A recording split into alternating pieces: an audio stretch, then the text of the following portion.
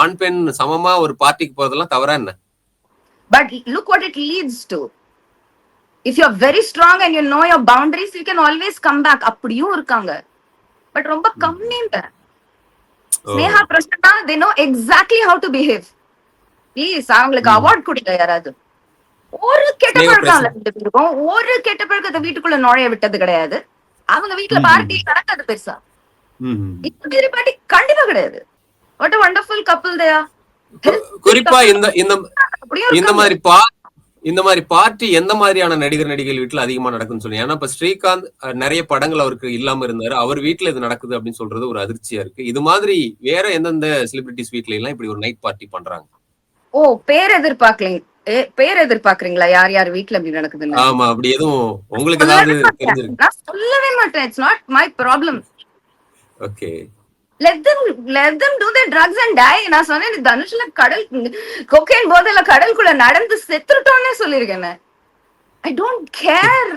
நான் கேர் பண்ணாதான் பேர் சொல்லி ப்ளீஸ் இவங்களை போய் திட்டுங்க, அவங்கள வந்து ரீஹாப் கொண்டு போங்க அப்படின்னு நான் சொல்லுவேன். எனக்கு ஐ எம் வெரி ஹாப்பி. கலி யுகம் காளி யுகம், நடக்க வேண்டியது நடக்கட்டும், எனக்கு என்ன. இப்ப இந்த இஷ்யூல கூட பாத்தீங்கன்னா இன்டர்வியூல almost most of what I know சொல்லியிருக்கேன். ஆமா, இந்த வழக்குல கிருஷ்ணாவும் சம்பந்தப்படுறதா சொல்றாங்க. அவரும் இதுல வந்து கொக்கைன் எடுத்திருக்காரு, அவரை விசாரிக்கணும் அப்படின்னு சொல்றாங்க. அவர் கிருஷ்ணா எப்படி இதுல சம்பந்தப்பட்டிருப்பாருன்னு நினைக்கிறீங்க? கிருஷ்ணா குறித்து உங்களுக்கு முன்னாடியே தெரிஞ்சிருக்கும் இல்லையா, அதுக்காக கேக்குறேன். கிருஷ்ணா எப்படி? கிருஷ்ணா வந்து எனக்கு ரொம்ப ரொம்ப நான் வந்து ஜேர்னலிஸ்டா இருந்த டைம்ல நான் சந்திச்சேன். which would have been what 25 years back. Okay, அப்பெல்லாம் இந்த பழக்கம் எல்லாம் கிடையவே கிடையாது. இது எங்கேயோ நடுவுலதான் நுழைஞ்சிருக்க வாய்ப்பு இருக்கு. நாங்க பண்ற டச்ல இருந்த பீப்புள்லாம் இல்ல.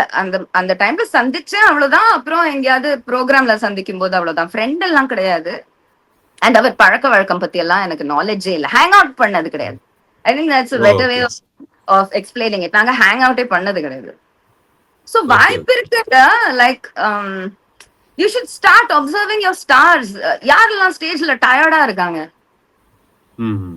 ஸ்டேஜ்ல மூஞ்சி டயர்டா இருந்தும் மணிக்கணக்கா பேசுறாங்க, மணிக்கணக்கா. ஐ டோன்ட் நோ யாருக்கெல்லாம் அன்டைம் சொட்டை வந்திருக்கு, எப்படி வந்திருக்கு. லைக் ஒரு மாதிரியான சொட்டை.